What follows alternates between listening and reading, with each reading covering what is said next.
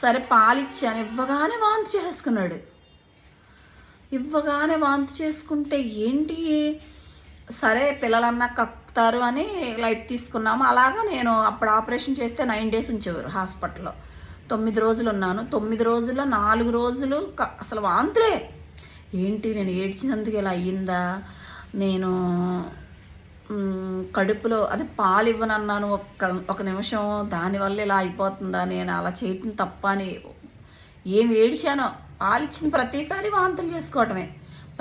ఎన్నిసార్లు పాలిస్తాను సార్, భయం వేసి గబా పిల్లల హాస్పిటల్కి వాళ్ళే పంపించారు, గవర్నమెంట్ హాస్పిటల్. తేమడం మింగాడమ్మా ఏమి లేదని చెప్పి బాగా ఏదో లోపల పెట్టి లాగి ఇచ్చారు. అయినా కక్కేసుకున్నాడు. సరే పిల్లలు కక్కుతారు, ఇలా భుజం మీద వేసుకోండి అమ్మ, అదమ్మ ఇదమ్మ అని చెప్పారు. ఇంటికి వచ్చేసాము, అయిపోయింది. 21వ రోజు ఉయ్యాల్లో వేసే రోజు మా అత్తగారు వాళ్ళు అందరూ మా ఇంటికి వచ్చారు. వస్తే ఆ వాంతి ఏమవుతుంది, అక్కడ పిల్లల డాక్టర్ దగ్గర చూపిస్తే ఏం కాదు పిల్లలు కక్కుతారమ్మా అనే చెప్తున్నారు ఎక్కడికి వెళ్ళినా.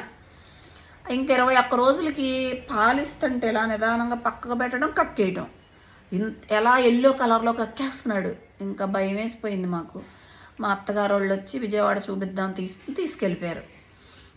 విజయవాడ తీసుకెళ్ళాం. ఇక్కడి నుంచి నా చిన్ని తల్లి కష్టాలు. విజయవాడ హాస్పిటల్కి, చిన్నారి హాస్పిటల్ మీకు ఐడియా ఉండే ఉంటుంది, పుష్ప హోటల్ సెంటర్ దగ్గర, అక్కడ ఆయన దగ్గర తీసుకెళ్ళి జాయిన్ చేసాం. జాయిన్ చేస్తే ఆయన కూడా అదే చెప్తున్నారు, పిల్లలన్నా కక్కకుండా ఉంటారా, కక్కుంటారు, భుజం మీద వేసుకోండి అది ఇది అంటుంటే గబగబ నేను వామిటింగ్ చేసుకున్న టవల్ బస్సులో వస్తుంటే కక్కున్నాడు. ఆ టవల్ తీసుకెళ్ళి చూపించాను నేను. చూపిస్తే ఆయనకు డౌట్ వస్తుంది, ఏంటి ఇలా వాంతి చేసుకుంటున్నాడు అని చెప్పి అబ్జర్వేషన్లో 24 hours ఉంచాలని అప్పుడు ఉంచారు. ఉంచాక 24 hours 2-3 నైట్ అంతా వాంతి చేసుకుంటానే ఉన్నాడు. వెంటనే ఎక్స్రేకి పంపించారు. ఎంత ఉన్నాడు, కోడి పిల్లని తిప్పినట్టు తిప్పి స్కాన్ ఎక్స్రే పెడితే అమ్మాయి అప్పుడు ఏడ్చాము. ఇప్పుడు చిన్న తల్లి కదా నవ్వు వస్తుంది. ఎక్స్రే తీసాము, తీసుకొచ్చాక ఉందండి. అప్పుడు చెప్పారు కడుపులో పేగులు ఎదగలేదు, మోషను కూడా నోటి ద్వారా వామిటింగ్ అయిపోతుంది, కింద నుంచి వెళ్ళట్లేదు, ఆపరేషన్ చేయాలని చెప్పారు.